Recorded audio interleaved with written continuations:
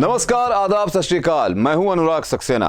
तो लेकर खबरों का पुलिंदा आ गया फिर से ये बंदा। और हाँ भैया, शुरू करने से पहले एक बात बता दें कि खबरों की नहीं होती है कोई जात। तो भैया शुरू करते हैं हमारा खास प्रोग्राम लो कर लो बात। पहली खबर आज की बहुत ही खास। भारत रत्न, देश के यशस्वी और सबसे ज्यादा पसंद किए जाने वाले हम सबके प्रिय पूर्व प्रधानमंत्री अटल जी का 96वां जन्मदिन आज धूमधाम से मनाया गया। योगी जी से लेकर मोदी जी तक सबने आज जगह जगह होने वाले समारोह में हिस्सा लिया। और क्यों भी न लेते भाई, गुरु अटल जी अब उन वरिष्ठ नेताओं में से तो थे नहीं जो धीरे धीरे खिसकते खिसकते पार्टी के पद से गए, फिर समारोहों से गए, फिर पोस्टरों से गए और अब तो हाशिए में कभी कभी ही नजर आते हैं।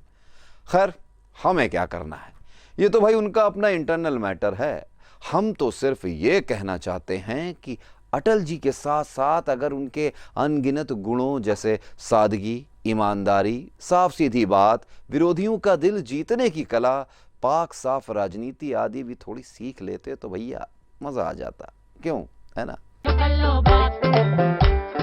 अच्छा भैया, तो आप आगे बढ़ें। आगे बढ़ने से पहले लखनऊ जंक्शन पता है आपको ना? लखनऊ, हाँ भैया, राजधानी जो है रेवड़ियों के लिए बहुत फेमस है। रेवड़ी खाई आपने? तो भैया चलो बता देते हैं।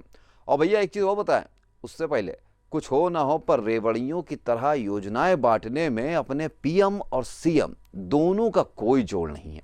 इधर मोदी जी ताबड़तोड़ किसान सम्मान निधि बांटने में लगे थे, तो वहीं योगी जी ने भी ऐलान कर दिया कि यूपी में सभी रिक्त विभागों में तुरंत भर्ती की जाएगी। मतलब हर तरफ रोजगार ही रोजगार। वाह, बहुत सही, बहुत बहुत बधाई हो जनता को भाई। तो भैया भला हो सरकार का जो इतने बड़े बड़े काम कर देती है, वो भी बड़े दिन वाले दिन।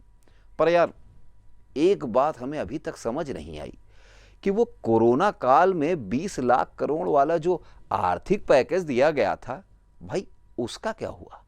आखिर किसके हाथ आया है? खैर, हमें क्या करना। हमें तो कभी कभी समझ ही नहीं आता कि ये पुलिस, ये न्यायपालिका आदि रखी काहे को गई है? मुकदमे शुकदमे ये सब होते काहे के लिए हैं? अब यही देख लो गुरु कि मुजफ्फरनगर दंगों को लेकर उत्तर प्रदेश सरकार ने अहम फैसला किया है।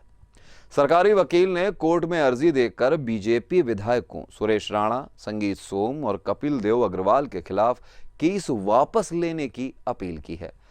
अब भैया अपनी बुआ काहे पीछे रहने वाली थी, सो बुआ जी भी फैल गई कि भाई हम कौन सा अपराध कर दिए हैं, हमारे मुकदमे भी वापस लिए जाएं।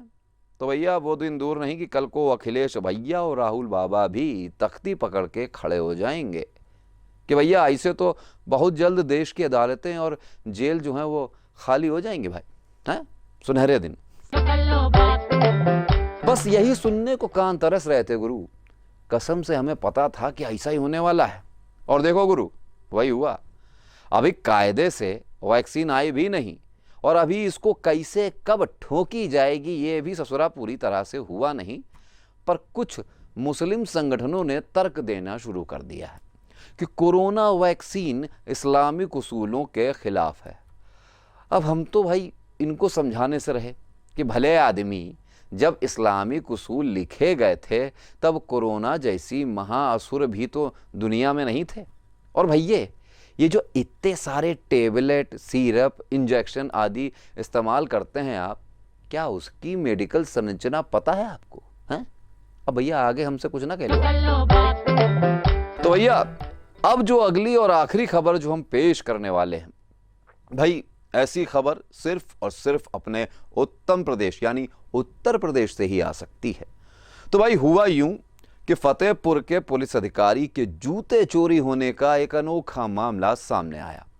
खागा क्षेत्र के सीओ अंशुमान मिश्र के आवास पर ड्यूटी करने वाले एक चौकीदार के पुत्र ने गुरुवार की सुबह उनके 2 जोड़ी जूते चोरी किए और गायब हो गया।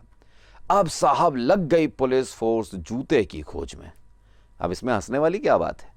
जब बड़े बड़े अधिकारी मंत्री जी की भैंस ढूंढने के लिए स्पेशल टास्क फोर्स बन सकती है, तो मियां जूते के लिए क्यों नहीं? खैर, हमेशा की तरह पुलिस तो चोर को नहीं ढूंढ पाई, पर उस बेवफा चोर ने खुद एक वीडियो पोस्ट कर दिया और कारण बताया कि सीओ साहब उसे अपमानित करते थे। भाई सीओ साहब, काहे अत्याचार करते हो बच्चे पर?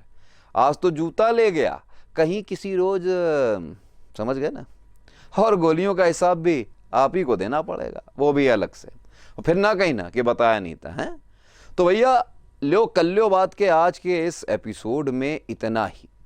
कल फिर हाजिर हो जाऊंगा खास खबरों के साथ, क्योंकि खबरों का नहीं होता है कोई धर्म कोई जात। और फिर कल मिलेंगे ले करने लो कल्लो बात।